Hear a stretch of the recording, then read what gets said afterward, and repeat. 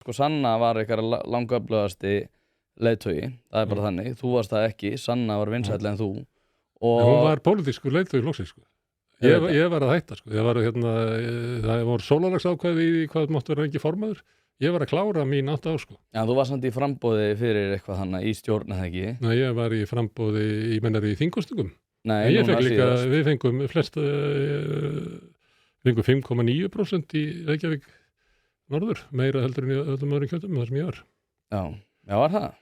Nei, ég ætlaði ekki að vera í framboði í stjórn, með þetta bara, ég veit ekki, hefur þú lent í því að vera, þú veist, að reyna að stýra ykkur og vera með gamla kallinn með? Ég hef eins og lent í því, það er ekki klókt, en svo báðu þær mig að vera í framboði. Það séu bara, já, eins og maður gerir oft, þegar maður byrjum að, getur hjálpað mér að flytja? Já. Það segir maður bara, já. Hvort telur þið núna með við daginn í dag? Með við daginn í dag, út af því að núna er svona tengsl ennþá við samstöðuna og sósíalistaflokkin.